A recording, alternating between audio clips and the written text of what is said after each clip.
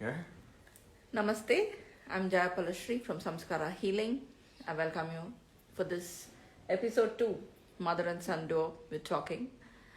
And thank you for the awesome feedback that I received yesterday.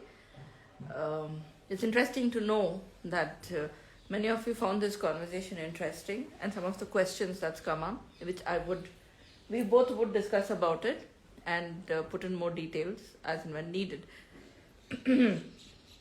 So we were talking about the importance of communication, and as a parent and a child, how important it is to be there and how to have an open communication.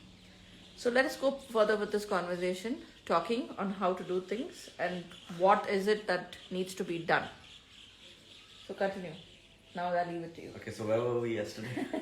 You were speaking about how when you were in 3rd or 4th standard. No, I think we crossed that topic. No, that's what we ended with. Yeah, I think we were just genuinely just talking about how important it is for a parent and child to have a good communication. Mm-hmm. And a question or two have come in about how I've naturally developed this level of comfort with my mother. And to be frank, I don't think it's been developed over time. I feel it has been developed over time. Because it's like more like it just happened. It just exists. So I don't know how to give you like a step-by-step guide on how to develop this kind of an open relationship, but then it also sort of is more like the fact that no matter what it is, it's like I've just always been able to speak to my mother about it. Like almost every single thing that happens in my life, I've had the instant liberty of just going to her and blabbering to her, and me being this big blabbermouth that I am, it was actually really natural. So I don't know how to give you like a step-by-step guide on how one should develop an open relationship. So why did someone ask you for that you're saying that? Yeah, it came in the questions, which is there. Okay. So that's interesting. It's good to know that... Nice to know you read the questions. I didn't read the question. It came in the DMs. Oh, okay. So, there is no step-to-step guide. How could you... How do you develop this kind of an open relationship? So, I don't think there's exactly a way. Because it just happens.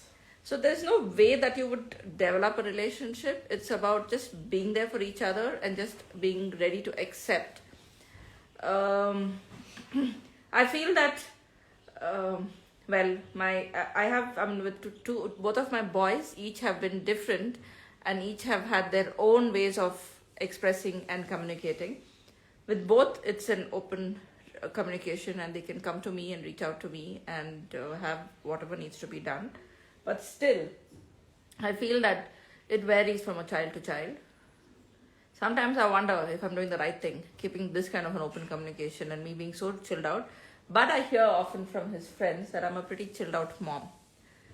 And I hear this from both my son's friends. When they come home, they're like, oh my God, you're so chilled out. Oh my God, it's so like exciting to...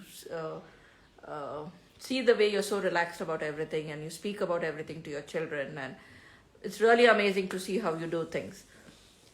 So my point comes is, are there boundaries to be maintained between a parent and a child?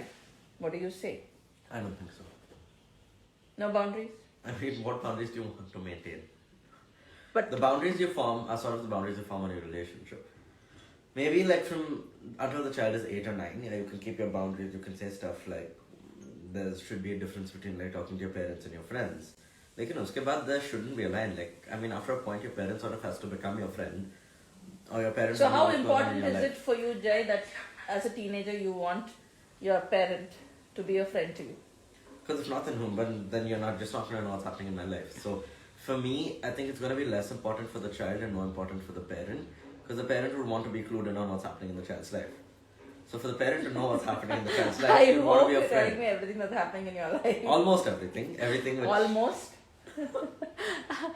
So yes, this is a strong belief I have, and I have kept an open kind of communication for my children, and I do know everything that's happening in their space. They do tell me. At times I do get upset, but I kind of take my time on reacting. More than reacting, I try to act. So even if I'm very upset, I don't think twice to say that I'm upset. I say I'm upset or I'm hurt or I'm angry. Give me some time. I think I've said this often to you. Quite a few times, yeah.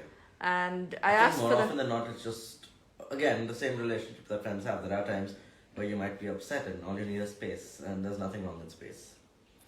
So getting this is really important and having it is important.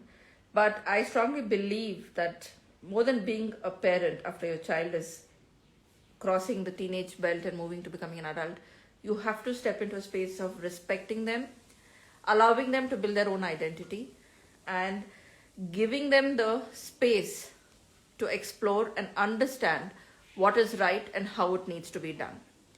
It's essential. It's scary at the same time. If you ask me how are you doing it, it's very scary.